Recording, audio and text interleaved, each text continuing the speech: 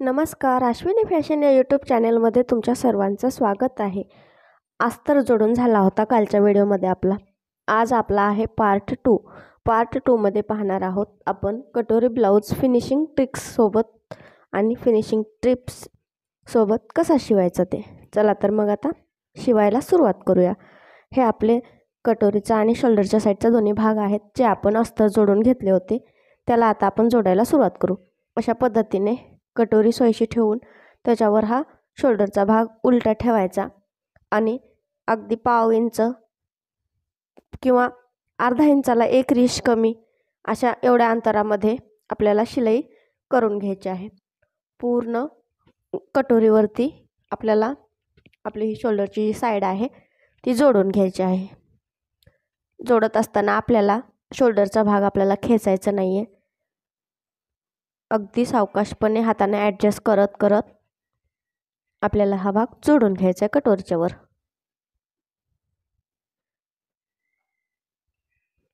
आता आपण परत याला एक शिलाई देणार आहोत. पाहू शकता खूप सुंदर आपली ही फिनिशिंगमध्ये शिलाई आलेली आहे. हा साडीवरचा ब्लाऊज असल्यामुळे हा ब्लाऊज कटोरीच्या तिथून उसवण्याची शक्यता असते. त्यामुळे शक्यतो 2 शिलाईच देत चला, जेणेकरून ब्लाऊज आपला कटोरीपासून उसवणार नाही. कटोरी ब्लाऊज असा फिटिंगला खूप तंग असतो, त्याच्यामुळे ते उसवण्याची शक्यता असते. आता आपली फिनिशिंग टिप्स. आपल्या कटोरीच्या वरच्या साईडला आपल्याला एक शिलाई देऊन घ्यायची अगदी कडेकडेने, जेणेकरून आपल्या कटोरीला खूपच छान अशी फिनिशिंग येते. पाहू शकता अशा पद्धतीने अगदी कडेवर आपल्याला ज्या पद्धतीने आपण दाब शिलाई देतो ना त्याच पद्धतीने आपल्याला कटोरीच्या वरतून शिलाई द्यायची, जेणेकरून आपली ही कटोरी कुठेही चुन्या पडणार नाही किंवा कुठेही फुगा पडणार नाही आणि एकदम छान अशी दिसायला फिनिशिंगमध्ये दिसते. तर पाहू शकता खूप सुंदर पद्धतीने आपली कटोरी इथे जोडून झालेली आहे.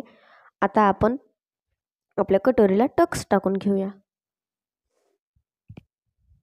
कटोरीला टक्स टाकण्यासाठी कटोरी अशी उलटी करायची आणि खालच्या साईडचे दोन्ही जे भाग आहेत ते एकमेकांवर ठेवायचे बरोबर आणि त्याचा मध्य काढून घ्यायचा.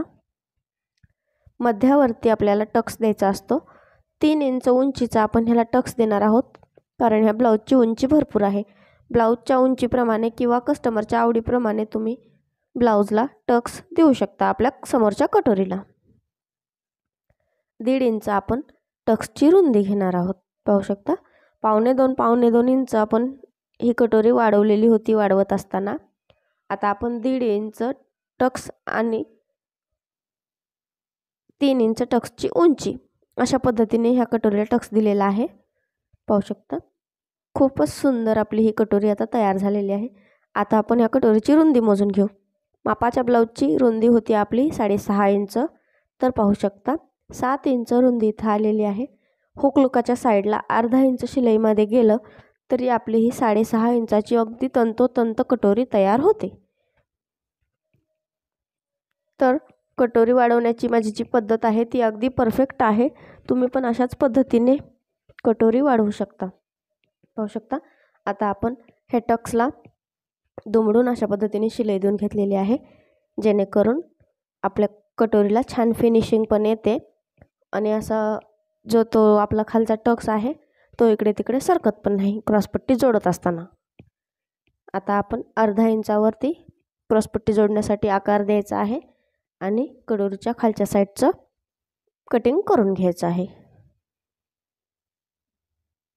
पाहू शकता आता आपण हे तिन्ही भाग एकसारखे कट करून घेतलेले आहेत.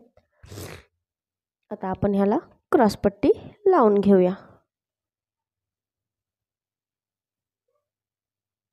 क्रॉसपट्टी लावत असताना आधी चेक करायचे कुठली क्रॉसपट्टी कोणत्या साईडला फिट येते, नाहीतर क्रॉसपट्टी आपली उलटी सोयीशी होऊ शकते.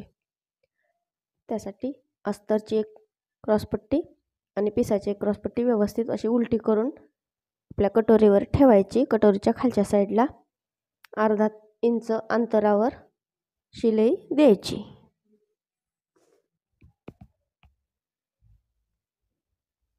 अर्धा इंच अंतरापासून शिलाई द्यायची.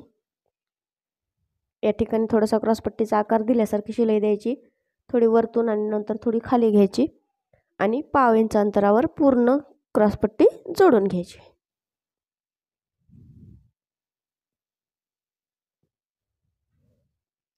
पूर्ण क्रॉसपट्टीला आपल्याला पहिल्यांदा अर्धा इंच आणि नंतर पाव इंचावर शिलाई देऊन क्रॉसपट्टी जोडून घ्यायची आहे.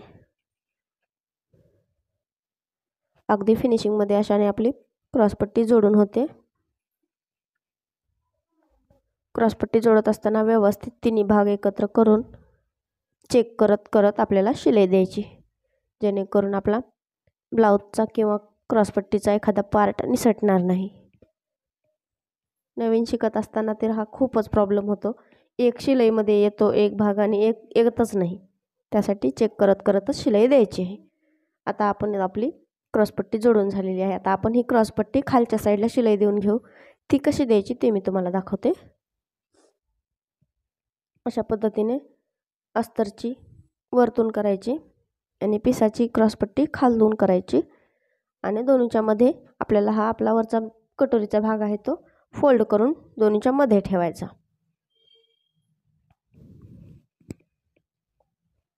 मध्ये ठेवल्याच्या नंतर परत आपल्याला खालच्या साईडने अस्तरच्या आणि पिसाच्या क्रॉसपट्टीला शिलाई देऊन घ्यायची.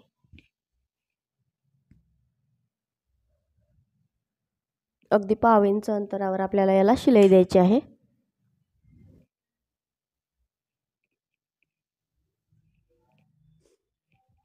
सावकाशपणे खालचा दुमडलेला कापड क्रॉसपट्टीच्या शिलाईमध्ये आला नाही पाहिजे याची काळजी घेत घेत शिलाई द्यायची. आता आपण ह्याला बाहेर काढून घेऊ.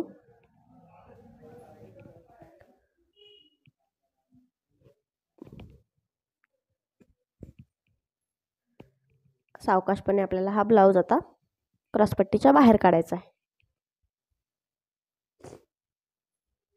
खूपच छान आणि फिनिशिंगमध्ये आपला हा समोरचा भाग कटोरी ब्लाऊजचा 42 साईजचा शिवून तयार झालेला आहे. तर आजचा व्हिडिओ तुम्हाला कसा वाटला ते मला कमेंट करून सांगा. व्हिडिओ आवडला असेल तर व्हिडिओला लाईक करा. अश्विनी फॅशन या यूट्यूब चॅनलला सबस्क्राईब करा.